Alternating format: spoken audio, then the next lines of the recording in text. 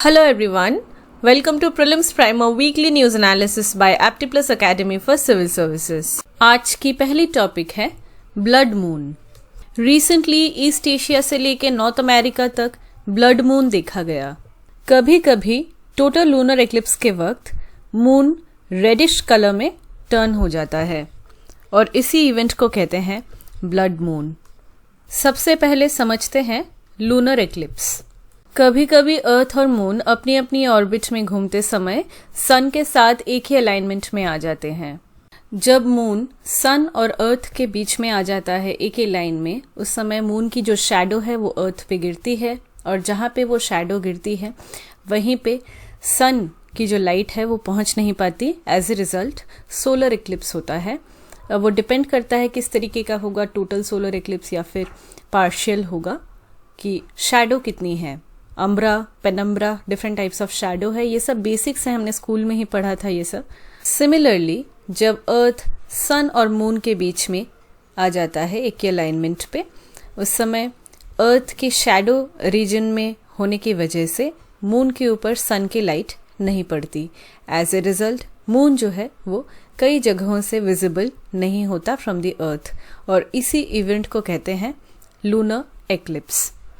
अब different types of lunar eclipses होते हैं। For example total lunar eclipse, partial lunar eclipse. Total lunar eclipse तब होता है जब मून अर्थ की जो शैडो है उसकी डार्कर रीजन, जिसे कहते हैं अम्ब्रा, उस रीजन में होता है। इन दिस केस सन, अर्थ और मून परफेक्टली अलाइंड होने चाहिए एक ही लाइन पे। अर्थ की शैडो सनलाइट को ब्लॉक करती है and this results in total lunar eclipse. इसमें डायरेक्ट सनलाइट मून के ऊपर नहीं पड़ती, लेकिन सनलाइट अर्थ के एटमॉस्फेयर से जब गुजरती है तब रिफ्रैक्शन होता है। रेड लाइट रिफ्रैक्टेड होता है when it passes through the atmosphere of the earth, और उसके बाद ये जो इनडायरेक्ट लाइट है वो मून के ऊपर पड़ती है। As a result moon reddish दिखता है, कभी कभी डार्कर दिखता है, डिम दिखता है in case of lunar eclipses. Light के अर्थ के एटमॉस्फेयर से गुजरने के बाद मून पे रेडिश अपीयर होने का कारण है Rayleigh scattering of sunlight. Layman words में समझे तो जब सनलाइट अर्थ के एटमॉस्फेयर से गुजरती है तो उसमें डिफरेंट पार्टिकल्स होने की वजह से लाइट जो है वो रिफ्रैक्टेड हो जाता है, स्कैटर कर जाता है, और इसी फिनोमिनन को कहते हैं रेलिग स्कैटरिंग। इसी फिनोमिनन की वजह से अर्थ में से हम जब स्काई को देखते हैं तो वो ब्लू दिखता है, या फिर ट्वाइलाइट के समय जो येलोइश टिंज होता है स्काई में वो भी इसी का कारण है। रेडिश ह्यू जो होता है सन जब सेट होता है उस समय, इसकी भी कारण है रेलिग स्कैटरिंग।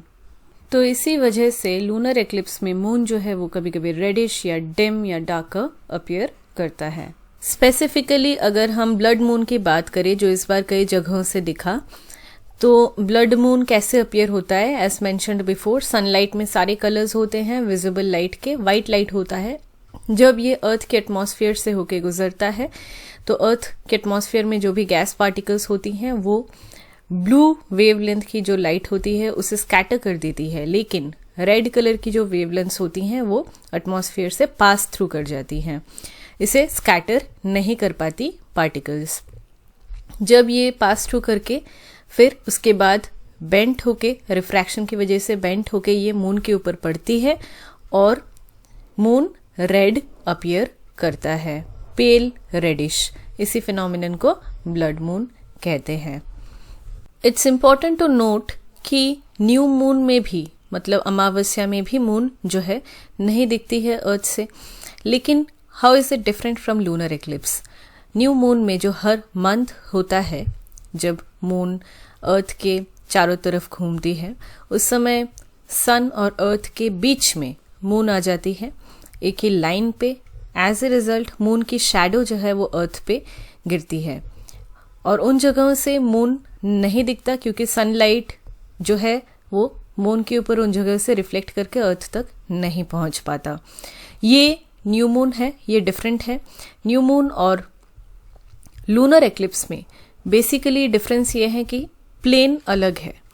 न्यू मून में मून सन और अर्थ के बीच में होता है, और लूनर एक्लिप्स में सन, अर्थ, उसके बाद मून और अर्थ का शैडो यहाँ पे एक्ट करता है। इस बार टोटल लूनर एक्लिप्स था, कभी कभी पार्शियल लूनर एक्लिप्स भी होता है। पार्शियल लूनर एक्लिप्स में सन, अर्थ और मून अलाइनमेंट में तो होते हैं, लेकिन परफेक्टली अलाइन नहीं होते। मून जो है वो अर्थ के पेनम्ब्रा रीजन में आता है। पेनम्ब्रा जो है वो अर्थ की शैडो की डिफरेंट पार्ट्स में से एक है। डार्कर पार्ट को हम अम्ब्रा कहते हैं, थोड़ी लाइटर शैडो जो होती है उसे हम पेनम्ब्रा कहते हैं। जब मून पेनम्ब्रा रीजन में होता है उस समय पूरी सनलाइट अब ब्लॉक नहीं हो रही है, एज ए रिजल्ट फुल जो टोटल लूनर एक्लिप्स है वो नहीं हो रहा है, इस बार पार्शियल लूनर एक्लिप्स हो रहा है। एक और फिनोमिनन है सुपर मून। मून जब अर्थ के चारों तरफ रिवॉल्व करता है तब कभी कभी अर्थ की वो बहुत क्लोजेस्ट डिस्टेंस में आ जाता है। क्लोजेस्ट डिस्टेंस वाली पोजीशन को कहते हैं पेरिजी। इसमें मून अर्थ से 3,56,500 किलोमीटर्स की डिस्टेंस में होता है। एक और पोजीशन होती है जिसे कहते हैं एपोजी। ये फार्देस्ट पोजीशन है, सबसे दूर होता है अर्थ से अपनी ऑर्बिट में घूमते वक्त। इसे कहते हैं apogee. 4,06,700 kilometres farthest distance from the earth. तो जनरली अर्थ को रिवॉल्व करते समय मून डिफरेंट स्टेजेस से तो गुजरता ही है, न्यू मून, फुल मून, फिर कभी डिस्क, हर मंथ ये ऐसा होता है। तो जब मून अर्थ की पेरिजी में होता है, क्लोजेस्ट डिस्टेंस में, और उसी समय फुल मून भी है, ये दोनों जब इवेंट्स को इंसाइड करती है तब होता है सुपर मून। अर्थ से क्लोजेस्ट डिस्टेंस में भी है और फुल मून भी है। एज ए रिजल्ट मून जो है वो 30% ब्राइटर होता है और वो 14% लार्जर अपीयर करता है। इसी फिनोमिनन को हम कहते हैं सुपर मून। सिमिलरली जब मून एपोजी में होता है, farthest distance from the earth, तब हम इसे कहते हैं माइक्रो मून, क्योंकि इस समय मून उतना ब्राइट भी नहीं होता और वो छोटा अपीयर करने लगता है। Moving to the next topic, mission Prarambh. Hyderabad की एक स्टार्टअप कंपनी है Skyroot Aerospace. Recently Skyroot Aerospace ने इंडिया की पहली प्राइवेटली डेवलप्ड रॉकेट को लॉन्च किया। मिशन का नाम था मिशन प्रारंभ। मिशन प्रारंभ का एम है स्पेस में 3 पेलोड्स को कैरी करना, और कैरी करेगा जो रॉकेट उसका नाम है Vikram S. Vikram S India का पहला प्राइवेटली डेवलप्ड रॉकेट है।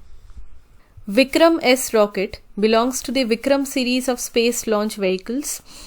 एक्सपेक्टेशन है कि कमिंग डेकेड में 20,000 से भी ज़्यादा स्मॉल सैटेलाइट्स को इन रॉकेट्स के थ्रू भेजा जाएगा। ये लॉन्च व्हीकल्स या रॉकेट्स जो हैं इनके पास यूनिक कैपेबिलिटीज़ हैं। For example multi orbit insertion, multiple orbits में ये सैटेलाइट्स को एक साथ इंसर्ट कर सकते हैं। इसके अलावा इंटरप्लैनेटरी मिशंस को भी ये परफॉर्म कर सकते हैं। ऑल्सो विक्रम एस एक single stage sub orbital rocket है। मल्टी स्टेज और सिंगल स्टेज रॉकेट में क्या डिफरेंस होता है? मल्टी स्टेज में क्या होता है कि डेस्टिनेशन तक पहुंचते पहुंचते रॉकेट का वेट जो है वो काफ़ी हद तक रिड्यूस हो जाता है as the rocket rises. Reason क्या है? इस रॉकेट में जो डिफरेंट पार्ट्स होते हैं वो स्टेजेस में डिज़ाइन इस तरीके से किए जाते हैं सक्सेसिवली, ताकि एक पार्ट फॉर एग्जांपल एक स्टेज जब अपनी फ्यूल को कम्प्लीटली यूज़ कर लेता है तो वो उसका जो एम्प्टी कंटेनर है वो गिर जाता है नीचे। फिर नेक्स्ट स्टेज इग्नाइट हो जाता है और वो रॉकेट को फिर से पावर प्रोवाइड करता है ताकि वो एक के बाद एक स्टेजेस का यूज़ करके अपनी डेस्टिनेशन तक पहुंच सके। लास्ट में रॉकेट का एकदम ऊपर वाला हिस्सा सिर्फ एक ही स्टेज रह जाता है। मल्टी स्टेज रॉकेट्स को सैटेलाइट्स को लॉन्च करने के लिए यूज़ किया जाता है, स्पेस प्रोब्स को लॉन्च करने के लिए यूज़ किया जाता है। वही अगर हम सिंगल स्टेज रॉकेट की बात करें तो ये इस तरीके की लॉन्च व्हीकल्स होती हैं जो अपनी ऑर्बिटल वेलोसिटी या फिर अर्थ के ऊपर स्पेस में एक ऑल्टीट्यूड तक पहुंच जाती है without dropping of any hardware और एनी अदर फ्यूल कंटेनर। वो डायरेक्टली अपनी डेस्टिनेशन तक पहुंच जाती है, तो इन्हें कहते हैं सिंगल स्टेज व्हीकल्स, और विक्रम एस भी एक सिंगल स्टेज रॉकेट ही है। हमने कहा कि without dropping any part it achieves the orbital velocity. Orbital velocity यानी एक रॉकेट को अर्थ से लॉन्च करने के बाद उसे एटलीस्ट 7.9 किलोमीटर्स पर सेकेंड की स्पीड से जाना होता है in order to reach space. This speed of 7.9 kilometres पर second is known as the orbital velocity. ये साउंड की स्पीड से 20 गुना ज्यादा स्पीड है। Coming back to mission Prarambh, Skyroot satellites ने जो लॉन्च व्हीकल्स हैं इनका नाम विक्रम दिया है, Vikram series. It's a tribute to the founder of ISRO, Vikram Sarabhai ji. जिस तरह नासा प्राइवेट सेक्टर की पार्टिसिपेशन को स्पेस में इंक्रीज कर रहा है ताकि सैटेलाइट लॉन्च, स्पेस टूरिज्म, इन सब चीज़ों को हम कमर्शियल सेक्टर में डाल सके इसकी रिस्पॉन्सिबिलिटी, और नासा खुद रिसर्च एंड डेवलपमेंट में फोकस कर सके, उसी तरह इंडिया में भी गवर्नमेंट ने प्राइवेट सेक्टर की पार्टिसिपेशन को फैसिलिटेट करने के लिए इन स्पेस या फिर Indian national space promotion and authorisation centre को क्रिएट किया है।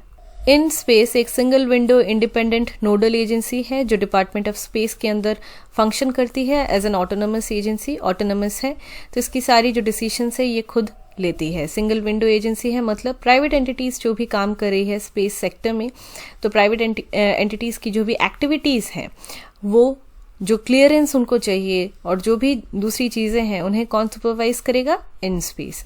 तो in space will basically play an important role in boosting the private space sector economy in India. अगली टॉपिक है mangrove alliance for climate. Egypt में COP27 चल रहा है, हमें पता है, और COP27 के ही साइडलाइंस में रिसेंटली लॉन्च किया गया मैंग्रोव अलायंस फॉर क्लाइमेट को। यूएई और इंडोनेशिया, इन दो कंट्रीज ने मिलकर लॉन्च किया है इस अलायंस को on the sidelines of the summit. और ये अलायंस जो है इसका एम है to strengthen conservation and restoration of mangrove ecosystems worldwide. Mangrove की इकोसिस्टम को कंजर्व करना, इसके रेस्टोरेशन को और भी स्ट्रेंथन करना, यही एम होगा इस अलायंस का। मैंग्रोव अलायंस फॉर क्लाइमेट की जो पार्टनर कंट्रीज होंगी उसमें है Australia, Japan, Spain, Sri Lanka and most importantly India. Paris agreement के तहत कंट्रीज जो अपनी नेशनली डिटरमाइंड कंट्रीब्यूशन की टारगेट्स रखती हैं, हमने कई बार डिस्कस किया है प्रीवियस सेशंस में, तो इन टारगेट्स को अचीव करने का एक उपाय है मैंग्रोव अफॉरेस्टेशन। मतलब मैंग्रोव जो है वो कार्बन सिंक की तरह काम करती है, हमें पता है। तो अगर हम एमिशंस को रिड्यूस करना चाहते हैं तो मैंग्रोव डिफॉरेस्टेशन को रोकना पड़ेगा और मैंग्रोव अफॉरेस्टेशन को फोकस में लाना पड़ेगा। तो international mangrove research centre establish किया जाएगा इस अलायंस के तहत। ये सेंटर इंडोनेशिया में होगा and it will conduct studies on mangrove ecosystem services. For example, किस तरीके से कार्बन को सिक्वेस्ट्रेट कर सकते हैं, इको टूरिज्म को हम प्रमोट कर सकते हैं, इन सब चीज़ों को देखरेख करेगा ये रिसर्च सेंटर। इस अलायंस में इंडिया का पार्टनर कंट्री होना बहुत ही सिग्निफिकेंट है क्योंकि इंडिया ने लास्ट 5 डेकेड्स में काफ़ी एक्सपर्टीज को डेमोन्स्ट्रेट किया है इन मैंग्रोव रेस्टोरेशन। गंगा, महानदी, कृष्णा, गोदावरी, कावेरी, इन सब रिवर्स की डेल्टास में मैंग्रोव फॉरेस्ट्स हैं इंडिया में। इसके अलावा केरला की जो बैक वाटर्स हैं वहाँ पे भी high density of mangrove forests मौजूद हैं।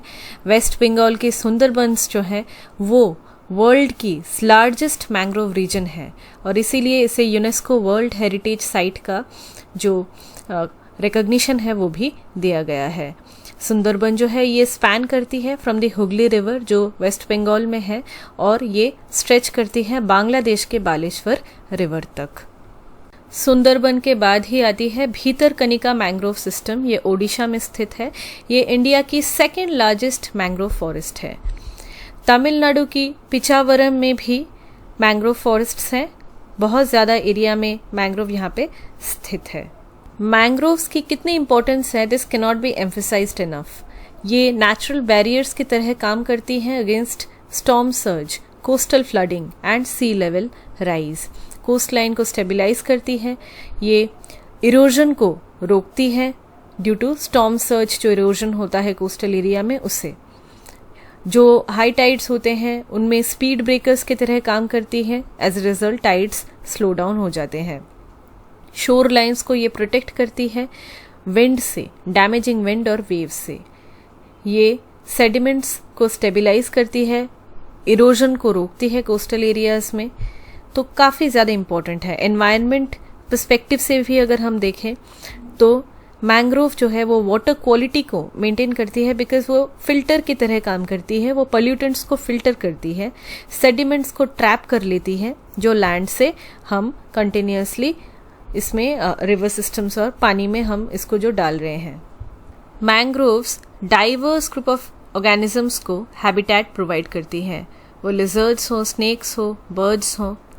कोस्टल ऑफशोर फिश और शेलफिश की कुछ ऐसी स्पीशीज हैं जो एक्सक्लूसिवली मैंग्रोव्स के ऊपर डिपेंड करती है for breeding, spawning and hatching. Mangroves का क्लाइमेट के ऊपर भी इम्पैक्ट बहुत बड़ा है। They are the powerhouses because they can store carbon. Anthropogenic activities की वजह से huge amount of carbon dioxide and other gases are released in the atmosphere and they are responsible for global warming and climate change. Mangroves जो हैं ये carbon की power houses हैं, क्योंकि ये इस एक्स्ट्रा कार्बन को सीक्वेस्टर कर सकती हैं, ह्यूज अमाउंट ऑफ कार्बन को ये लॉक कर सकती हैं।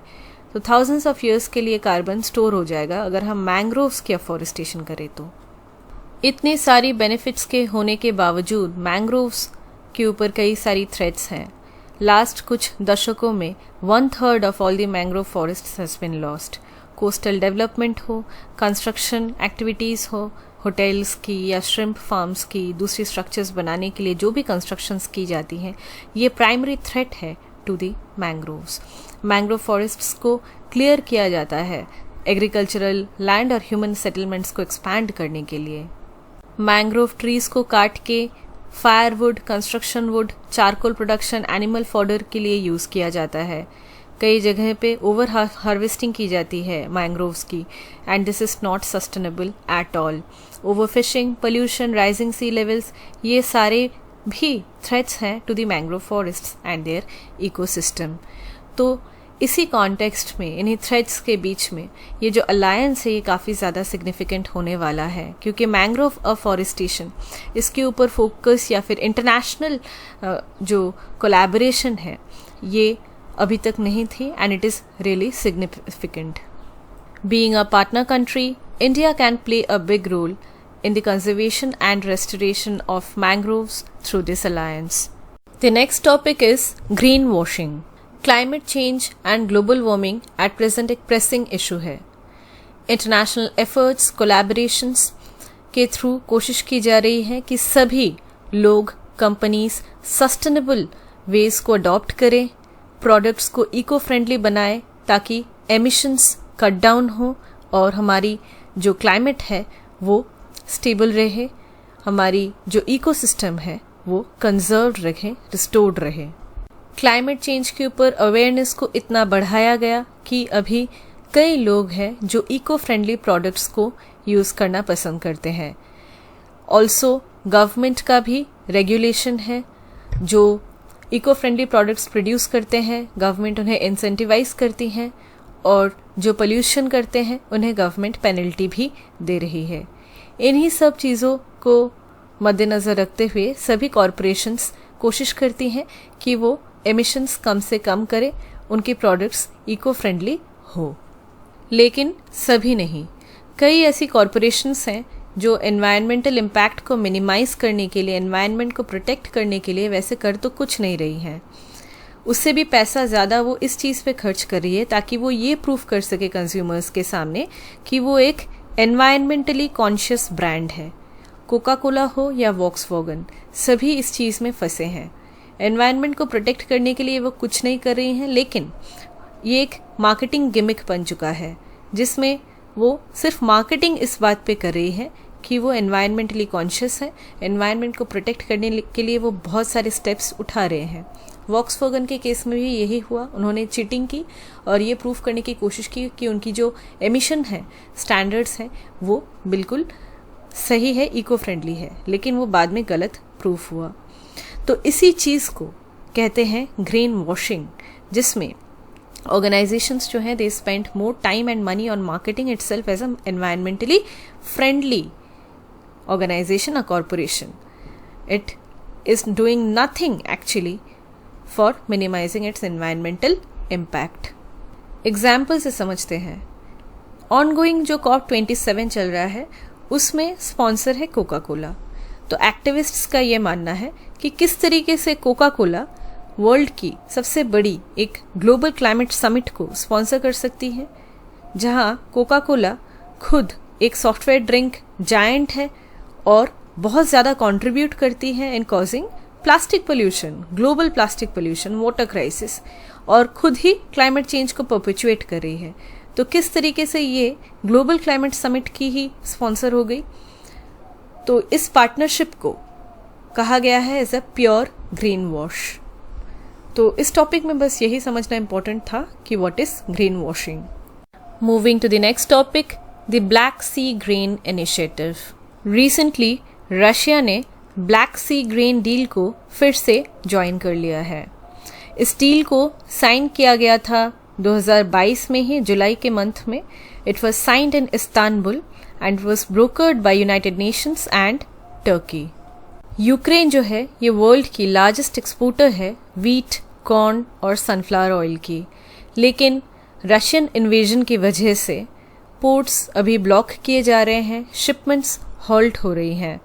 यूरोप में ग्रेन्स पहुंच तो रहे हैं through rail, road and river, लेकिन प्राइसेस जो हैं वीट की और बार्ली की बहुत ज़्यादा बढ़ गई है अमिड दिस वॉर। तो इस डील में कुछ ऐसे प्रोविजंस हैं जिससे शिप्स को सेफ पैसेज मिलेगा। इसमें एक कंट्रोल सेंटर बनाया गया है इस्तांबुल में, टर्की के, जिसमें यूनाइटेड नेशंस, टर्की, रशिया और यूक्रेन के ऑफिशियल स्टाफ्स रहेंगे। ये सभी एक साथ मिलके ये पूरे प्रोसेस को कोऑर्डिनेट करेंगे, रन करेंगे। इसमें ऐसी प्रोविजंस हैं कि वॉर हो या कुछ भी हो, ये जो शिप्स हैं इनकी इंस्पेक्शंस की जाएगी कि इसमें वेपन्स तो नहीं है। कोई भी रशियन शिप जो है वो यूक्रेन की पोर्ट में उसके रिप्रेजेंटेटिव्स नहीं रहेंगे। वो यूक्रेन की जो शिप्स हैं उन्हें नहीं अटैक करेंगे, नहीं रोकेंगे। सिमिलरली रशिया भी ग्रेन्स और फर्टिलाइजर्स को एक्सपोर्ट करता है, तो यूक्रेन उसमें भी बाधा नहीं डालेगा। तो बेसिकली यही क्रक्स है ब्लैक सी ग्रीन इनिशिएटिव की। अगली टॉपिक है एयर एक्सरसाइज गरुड़ 7। रिसेंटली इंडियन एयरफोर्स के चीफ और फ्रेंच एयरफोर्सेस के चीफ ने ज्वाइन किया है एयर एक्सरसाइज गरुड़ 7, जो जोधपुर में कंडक्ट किया जा रहा है। गरुड़ जो है ये एक बायलैटरल एयर एक्सरसाइज है बिटवीन इंडिया एंड फ्रांस। इस बार इसे 2 साल के गैप के बाद कंडक्ट किया जा रहा है जोधपुर में। फर्स्ट एडिशन जो है गरुड़ एक्सरसाइज की, इसे कंडक्ट किया गया था इन द ईयर 2003 ग्वालियर में। इस साल 7th एडिशन को कंडक्ट किया जा रहा है इस एक्सरसाइज की जोधपुर में। गरुड़ एक्सरसाइज एक यूनिक अपॉर्चुनिटी है इंडियन एयरफोर्स और फ्रेंच एयरफोर्स के लिए, because they can share the best practices with each other, they can learn and imbibe these practices during operations. ये इनके बीच में जो भी इंटरऑपरेबिलिटी है वो भी ग्रो कर रही है। किस तरीके से ये सिक्योरिटी थ्रेट्स को एक साथ हैंडल कर सकेंगे, मिशंस को अंजाम दे सकेंगे, इन सब चीज़ों की प्रैक्टिस हो जाती है इस एक्सरसाइज में। Moving to the next topic, pirarucu. Conservation efforts की वजह से पिराकुकू को फिर से देखा जा रहा है ब्राज़ील की अमेज़न फॉरेस्ट में। पिराकुकू एक फिश है जो कुछ इस तरीके से देखने में होती है। इसकी वेट होती है अराउंड 200 kgs और ये अमेज़न में जितनी भी फिश स्पीशीज मिलती हैं, अराउंड 2300 फिश स्पीशीज अमेज़न में मिलती है, उनमें से सबसे बड़ी है पिराकुकू। प्राइमरीली ये अमेज़न बेसिन में मिलती है। एक लेक है मेडियो जुरुआ, यहाँ पे ये पाई जाती है। ये वर्ल्ड की कुछ ऐसी फिशेस में से हैं जो ब्रीथ करने के लिए वाटर सरफेस के बाहर आती है। अनरेगुलेटेड फिशिंग की वजह से, ओवर एक्सप्लॉयटेशन की वजह से ये फिश ऑलमोस्ट वैनिश हो गई थी इस लेक से फ्रॉम द अमेज़न, लेकिन फिर से अभी कंजर्वेशन एफर्ट्स की वजह से इसे देखा जा रहा है। Moving to the next topic, Wangala dance. Recently एक फेस्ट हुआ मेघालय की उमियाम लेक के बैंक्स में, नाम था the rising sun water fest 2022। इस ओकेजन में गारो ट्राइबल कम्युनिटी के मेंबर्स ने परफॉर्म किया वांगला डांस। वांगला एक फेस्टिवल भी है, बेसिकली ये मेघालय की एक हार्वेस्ट फेस्टिवल है इन ऑनर ऑफ सालजोंग। सालजोंग जो है सन गॉड है ऑफ फर्टिलिटी। इस फेस्टिवल को मार्क किया जाता है as the end of a period of toil, मतलब फील्ड में सभी काम खत्म हुए और उसके बाद विंटर्स शुरू हो रहे हैं और जो क्रॉप्स हैं उनकी हार्वेस्टिंग भी हो रही है। इस फेस्टिवल में पहले दिन परफॉर्म किया जाता है रगुला, ये एक स्पेसिफिक एक रिचुअल है इनकी। सेकेंड डे में कक्कट और पॉपुलर डांस भी है जिसका नाम है वांगला। ये डांस भी परफॉर्म किया जाता है इन दिस फेस्टिवल। इस डांस में men and women parallel lines में क्यू बना के डांस करते हैं and they are clad in their festive attires. Men जो है they beat the drums and the line moves forward in rhythmic accord। तो ये फेस्टिवल जो है Wangala festival and the dance Wangala dance is a way to preserve and promote the cultural identity of Garos in Meghalaya. Moving to the next topic, measles. Presently Mumbai में measles का outbreak हो चुका है। Measles एक हाईली कंटेजियस इन्फेक्शियस डिजीज है and it is caused by the measles virus. ये mostly बच्चों को अफेक्ट करता है and it is one of the leading causes of death and disability among young children.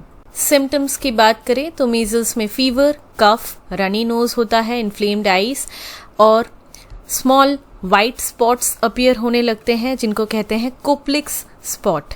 ये माउथ के अंदर होते हैं और ये सिम्टम्स 2 से 3 दिन के बाद देखने को मिलते हैं। कुछ कॉम्प्लिकेशंस और भी होती हैं, फॉर एग्जांपल डायरिया होता है, मिडिल लेयर इन्फेक्शन होता है, न्यूमोनिया होता है। रेयर केसेस में ब्लाइंडनेस हो जाती है, सीजर्स होते हैं और ब्रेन इन्फ्लेमेशन भी होता है, डेथ भी हो सकती है। ट्रांसमिशन की बात करें तो मीजल्स एक एयरबोर्न डिजीज है। इसमें वायरस जो है वो स्प्रेड हो जाता है easily by coughing and sneezing या फिर क्लोज पर्सनल कांटेक्ट और direct contact with an infected person. Prevention की बात करें तो मीजल्स वैक्सीन है, it is very effective at preventing the disease. Treatment कोई स्पेसिफिक नहीं है फॉर मीजल्स, वैक्सीन इसीलिए लेना इम्पोर्टेंट हो जाता है। ट्रीटमेंट की बात करें तो उसमें बस कंफर्ट मेजर्स के लिए कुछ चीज़ें प्रोवाइड की जाती है, for example rest, medications like antibiotics, fever reduce करने के लिए मेडिसिन्स और विटामिन ए। ये सारी जो चीज़ें हैं वो सिम्टम्स को रिलीफ करने के लिए प्रोवाइड की जाती है, लेकिन एज सच कोई ट्रीटमेंट नहीं है मीजल्स की। Moving to the next topic, Himalayan grey langur. एक रीसेंट स्टडी के अनुसार हिमालयन ग्रे लंगूर किस ऑल्टीट्यूड में रहते हैं, उनकी हैबिटेट कहाँ है, इसके ऊपर डिपेंड करती है कि वो फ्रूट्स को प्रेफर करते हैं या फिर फ्लावर्स को as their food. Himalayan grey langur जो है या इसे चंबा सेक्रेट लंगूर भी कहा जाता है, ये कोलोबाइन है, मतलब ये लीफ ईटिंग मंकी है जो पत्ते खाते हैं। It is considered as an endangered species globally because इनकी पॉपुलेशन जो है वो 1500 से भी कम है और ये 15 से 20 मंकीज की ग्रुप में रहते हैं। 1972 के वाइल्ड लाइफ प्रोटेक्शन एक्ट के तहत हिमालयन ग्रे लंगूर जो है ये एक प्रोटेक्टेड स्पीशीज है under the schedule 2। Moving to the next topic, sovereign green bond framework. Recently government ने sovereign green bonds framework of India को अप्रूव किया। ग्रीन बॉन्ड्स ऐसी फाइनेंशियल इंस्ट्रूमेंट्स होती हैं जो एनवायरमेंटली सस्टेनेबल और क्लाइमेट सूटेबल प्रोजेक्ट्स में इन्वेस्ट करके फंड्स को जनरेट करती हैं।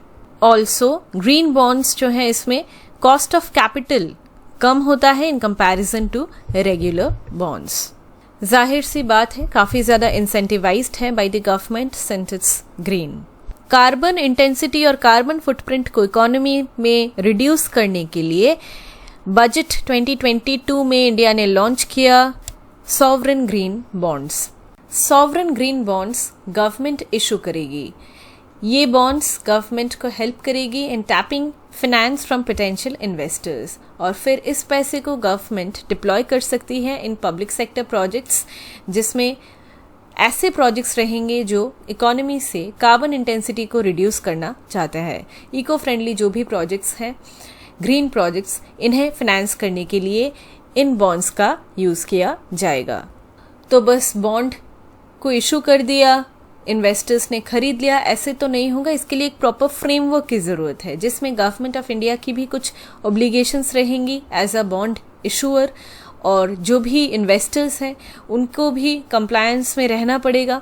तो इन सभी चीज़ों को देखते हुए एक फ्रेमवर्क बनाया गया है और यही है सॉवरेन ग्रीन बॉन्ड फ्रेमवर्क।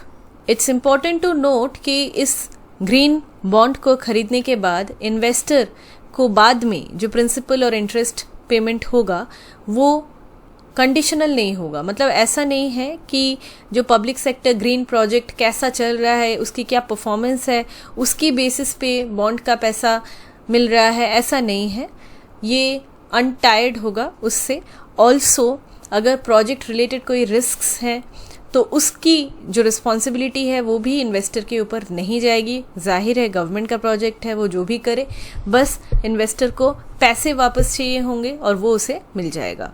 कई सारी कैटेगरी ऑफ प्रोजेक्ट्स हैं जिसके लिए बॉन्ड्स इशू की जा सकती है। For example solar, wind, biomass से रिलेटेड इन्वेस्टमेंट्स हो सकते हैं, हाइड्रो पावर एनर्जी प्रोजेक्ट्स हो सकते हैं, रिन्यूएबल एनर्जी प्रोजेक्ट्स, या फिर एनर्जी सेविंग सिस्टम्स या इंस्टॉलेशंस के लिए।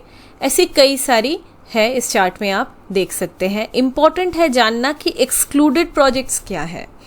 अगर किसी प्रोजेक्ट में extraction, production and distribution of fossil fuels हो रहा है तो ऐसी प्रोजेक्ट एक्सक्लूडेड है। इसके लिए सॉवरेन ग्रीन बॉन्ड को गवर्नमेंट इशू नहीं कर सकती। फॉसिल फ्यूल से रिलेटेड किसी भी चीज़ के लिए नहीं कर सकती। न्यूक्लियर पावर जनरेशन के लिए न्यूक्लियर पावर प्लांट कहीं पे कंस्ट्रक्ट करना है, बनाना है, उसके लिए सॉवरेन ग्रीन बॉन्ड नहीं इशू किया जा सकता बाय द गवर्नमेंट। नेक्स्ट है डायरेक्ट वेस्ट इंसिनरेशन। वेस्ट को जो जलाया जाता है उससे जो पोल्यूशन होता है, जाहिर से बात है वो ग्रीन कहाँ से हुआ, और उसके लिए इस तरीके से जो फंड है वो जनरेट नहीं किया जा सकता। Alcohol, weapon, tobacco, gaming, palm oil industry, very very important, palm oil industry, इन सब से रिलेटेड के लिए भी नहीं किया जा सकता। Renewable energy projects generating from biomass using feed stock originating from protected areas, very very important कि रिन्यूएबल एनर्जी प्रोजेक्ट्स तो हैं लेकिन एनर्जी जो है वो बायोमास से क्रिएट की जा रही है इस रिन्यूएबल एनर्जी प्रोजेक्ट में, और वो बायोमास को प्रोटेक्टेड एरिया से प्रोक्योर किया गया है, तो नहीं होगा। लैंडफिल प्रोजेक्ट के लिए अलाउड नहीं है। And very important, hydro power plants जो 25 मेगावाट से ज़्यादा कैपेसिटी के जो हाइड्रो पावर प्लांट्स हैं उनको अगर बनाना है, उनको कंस्ट्रक्ट करना है, उससे रिलेटेड प्रोजेक्ट्स के लिए ग्रीन बॉन्ड्स को इशू नहीं किया जा सकता। तो सॉवरेन ग्रीन बॉन्ड फ्रेमवर्क काफ़ी सिग्निफिकेंट होने वाला है फॉर इंडिया, बिकॉज इंडिया ने COP26 में ही एक मूवमेंट स्टार्ट किया था, life which means lifestyle for environment. इसमें हम किस तरीके से माइंडलेस और destructive consumption of natural resources को कम कर सकते हैं और हम इको फ्रेंडली जो इनिशिएटिव्स हैं उसे ले सकते हैं फॉर एड्रेसिंग क्लाइमेट चेंज। इसमें 5 एलिमेंट्स थे, पंच अमृत, 5 nectar elements of India's climate action, जिसमें है 2030 तक 500 gigawatt of non fossil fuel energy capacity को अचीव करना, एनर्जी रिक्वायरमेंट्स को 50% of its energy requirements India की जो है वो रिन्यूएबल एनर्जी से आए बाई 2030 तक हमारी जो टोटल प्रोजेक्टेड कार्बन एमिशंस हैं उसे रिड्यूस करना by 1 billion tons from now to 2030, और उसके बाद है 2005 के लेवल्स के कंपैरिजन में reduction of carbon intensity by 45% 2030 तक, और 2070 तक नेट ज़ीरो एमिशन। यही हमारे जो टारगेट्स 5 एलिमेंट्स हैं इंडिया के क्लाइमेट एक्शन वो ली गई थी लास्ट ईयर, और NDCs भी हैं, हमारी अपडेटेड NDCs हैं जिन्हें आप यहाँ पे देख सकते हैं। यही है हमारी NDCs। तो सॉवरेन ग्रीन बॉन्ड्स जो हैं वो गवर्नमेंट को काफ़ी हद तक फंड्स को जनरेट करने में हेल्प करेगी, और इंडिया की जो कमिटमेंट है towards it's nationally determined contributions उन्हें स्ट्रेंथन करेगी जो हमने पेरिस एग्रीमेंट में लिए थे। And it will help in attracting global and domestic investments in eligible green projects. अगली टॉपिक है ग्रेट निकोबार।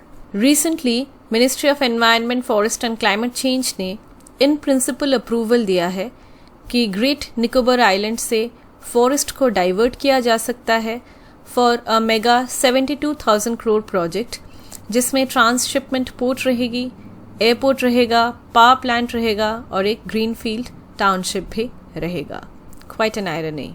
जैसा कि हम मैप में देख सकते हैं लोकेशन, ग्रेट निकोबर जो है ये निकोबर आइलैंड्स ऑफ इंडिया की सदर्न मोस्ट आइलैंड है, ये लार्जेस्ट है and it is north of Sumatra. Reverse की अगर हम बात करें तो अलेक्जेंड्रा, अमृतकौर, डोगमार, गैलेथिया, ये सब रिवर्स यहाँ से क्रॉस करती हैं। माउंट थ्विलर जो है ये हाईएस्ट पॉइंट है on the island in the Nicobar islands to be precise. Southern most point है इंदिरा पॉइंट और ये इंडिया का भी सदर्न मोस्ट पॉइंट है। It was subsided 4.25 metres in the 2004 tsunami. Ecology की बात करें तो इस आइलैंड में रेन फॉरेस्ट्स हैं, यहाँ पे प्लांट कम्युनिटीज़ की बात करें तो मैंग्रोव्स हैं, कोस्टल फॉरेस्ट्स हैं सी शोर के पास, एवरग्रीन एंड डेसिडियस फॉरेस्ट्स हैं इन द इंटीरियर। इस आइलैंड की मेजॉरिटी ऑफ द एरिया जो है it is designated as the great Nicobar biosphere reserve which is unique because it is home to endemic species of plants and animals, जिसमें Nicobar scrub foul आता है, इसके बाद Nicobar long tailed macaque आता है, salt water crocodile, giant leatherback, sea turtle, Malayan box turtle, Nicobar tree shrew, reticulated python, giant robber crab, ये सब आते हैं। इनकी क्या आईयूसीएन स्टेटस है काइंडली एक बार देख लीजिएगा। Moving to the next topic, green crackers. इस बार दिवाली में दिल्ली में सिर्फ ग्रीन क्रैकर्स ही सेल हुए in accordance with the supreme court orders. Green crackers जो है ये लो एमिशन क्रैकर्स होते हैं। They are free from harmful chemicals like sulphur, nitrates, arsenic, magnesium, sodium, lead and barium. ये ऐसे क्रैकर्स होते हैं जिसमें एमिशन तो होता है लेकिन it is reduced by 30%। Noise levels की अगर हम बात करें तो 100 to 130 डेसिबल्स के रेंज में नॉइज़ इमिट होती है, जो कम है in comparison to traditional crackers. Green crackers एक लोगो के साथ आती है और एक QR code, quick response code के साथ आती है। तो this is the way to differentiate green crackers from conventional fire crackers. India में ग्रीन क्रैकर्स जो है वो 3 कैटेगरीज में बिलोंग करती है। वो है स्वॉस, सफल और STAR, as developed by CSIR, that is council of scientific and industrial research. स्वॉस जो है that is safe water releaser. इसमें क्या होते हैं कि जब क्रैकर्स बर्स्ट की जाती है उसके बाद एक स्मॉल वाटर पॉकेट से droplets of water is released in the form of vapour. तो वाटर वेपर जैसे रिलीज होता है, it suppresses the dust released by the cracker. It does not comprise of potassium nitrate. स्वॉस वाली category वाला जो green cracker है वो, इसमें सल्फर नहीं रहता, पोटेशियम नाइट्रेट नहीं रहता, पर्टिकुलर डस्ट जो है वो भी कम होता है बाई 30%। सिमिलरली अगर हम स्टार कैटेगरी वाले क्रैकर की बात करें तो वो सेफ थर्माइट क्रैकर होता है। इसमें हार्मफुल पोटेशियम नाइट्रेट, सल्फर नहीं रहते और इसमें पर्टिकुलेट मैटर भी रिड्यूस्ड होते हैं, साउंड इंटेंसिटी भी रिड्यूस्ड है। सफल कैटेगरी ऑफ ग्रीन क्रैकर्स की अगर हम बात करें तो ये सेफ मिनिमल एल्यूमिनियम है। इसमें यूसेज ऑफ एल्यूमिनियम मिनिमम होता है, इंस्टेड ऑफ एल्यूमिनियम मैग्नीशियम का यूज़ किया जाता है। ये इंश्योर करता है कि साउंड का रिडक्शन हो in comparison to traditional crackers. Conventional जो ट्रेडिशनल फायर क्रैकर्स होते हैं उसमें चारकोल होता है, थर्माइट होता है in combination with oxidizing agents, for example nitrates, chlorates, sulphur agents, colouring agents भी रहते हैं। Strontium, sodium, barium, calcium, copper, ये सारे जो वाइट मेटल्स हैं ये बहुत ज़्यादा हार्मफुल होते हैं because they produce particulate matter. Sound भी 160 से 200 डेसिबल्स तक, ग्रीन क्रैकर्स में 100 से 130। Difference between green and traditional crackers, ऐसा नहीं है कि ग्रीन क्रैकर्स में एमिशन होता ही नहीं है। Both green crackers and traditional crackers they cause pollution and people should refrain from using either. However only differences की ग्रीन क्रैकर्स में 30% लेस एयर पोल्यूशन होता है in comparison to traditional ones. Green crackers reduce emissions substantially क्योंकि वो dust को भी absorb करते हैं और कुछ हजार्डस एलिमेंट्स हैं जैसे कि बेरियम नाइट्रेट, ये ग्रीन क्रैकर्स में नहीं होते। टॉक्सिक मेटल्स जो होते हैं ट्रेडिशनल क्रैकर्स में they are replaced with less hazardous compounds in green crackers. NGT के अनुसार ग्रीन क्रैकर्स जो है वही परमिटेड रहे इस बार दिल्ली में, in cities and towns where air quality was moderate and poor. Traditional crackers से बहुत सारी harmful toxic metals and chemicals जो हैं वो रिलीज होती हैं। फॉर एग्जांपल हम यहाँ पे इन ट्रेडिशनल क्रैकर्स किस चीज़ का यूज़ किया जाता है, एल्यूमिनियम, मैग्नीशियम, टाइटेनियम, ये सारी कलर्स इम्पार्ट करती हैं। येलो एजेंट्स जो है वो सोडियम कंपाउंड से ली जाती है। ब्लू और रेड जो है कलर वो कॉपर कंपाउंड से आती है, स्ट्रॉन्शियन से भी आता है। ग्रीन कलर जो है वो बेरियम मोनोक्लोराइड सॉल्ट्स या फिर बेरियम नाइट्रेट या बेरियम क्लोरेट से आता है। क्रैकर्स में जो लेड होता है वो नर्वस सिस्टम को इम्पैक्ट करता है और कॉपर जो है वो रेस्पिरेटरी ट्रैक्ट इरिटेशन को ट्रिगर करता है। सोडियम जो है इससे स्किन इश्यूज होते हैं। मैग्नीशियम से मेंटल फ्यूम होता है, फीवर भी होता है। कैडमियम जो है ये एनीमिया कॉज करता है और किडनी को भी डैमेज पहुंचाता है। नाइट्रेट जो है वो मेंटल इम्पेयरमेंट कॉज करता है। नाइट्राइट होने की वजह से आई, स्किन और म्यूकस मेम्ब्रेन में इरिटेशन होती है। तो जहां हम एनवायरनमेंट प्रोटेक्शन कंजर्वेशन की बात कर रहे हैं वहां पे bursting crackers has got no logic and we can see कि इससे कितनी प्रॉब्लम्स बढ़ती है। ह्यूमन हेल्थ के लिए भी ठीक नहीं है, not for the environment either. Moving to the next topic, Indian bison. Recently Sri Lanka ने इंडिया से रिक्वेस्ट किया है कि वो 6 इंडियन बाइसन्स को ट्रांसलोकेट करे और उन्हें री इंट्रोड्यूस करे इन श्रीलंका। इंडियन बाइसन जो है ये वाइल्ड कैटल की लार्जेस्ट स्पीशीज है। इसकी शोल्डर हाइट 220 सेंटीमीटर्स तक पहुंचती है और ये south to south east Asia की फॉरेस्टेड हिल्स और ग्रासी एरियाज में पाई जाती है। IUCN रेड लिस्ट में ये वल्नरेबल कैटेगरी में बिलोंग करता है। इंडिया की वाइल्ड लाइफ प्रोटेक्शन एक्ट 1972 में ये स्केड्यूल 1 में है। इसकी जो पॉपुलेशन है सबसे ज़्यादा इंडिया में है। 85% of the world's population of Indian bisons are in India itself. 13,000 से 30,000 गौर्स जो है वो हम देख सकते हैं, उसमें 85% इंडिया में है। It is also found in Burma and Thailand. Western Ghats की अगर हम बात करें इंडिया की तो वो it is one of the most extensive extent जहाँ पे इंडियन बाइसन या गौर मिलते हैं, स्पेशली इन वायनाड, नागरहोल, मुडीमुलई, बांडीपुर जो प्रोटेक्टेड एरियाज हैं यहाँ पे। साइट्स की अपेंडिक्स 1 में आता है तो काफ़ी ज़्यादा प्रोटेक्टेड है इंडियन बाइसन। अब कुछ प्रैक्टिस क्वेश्चंस देख लेते हैं, आपको बताना है कौन से ट्रू है कौन से फॉल्स।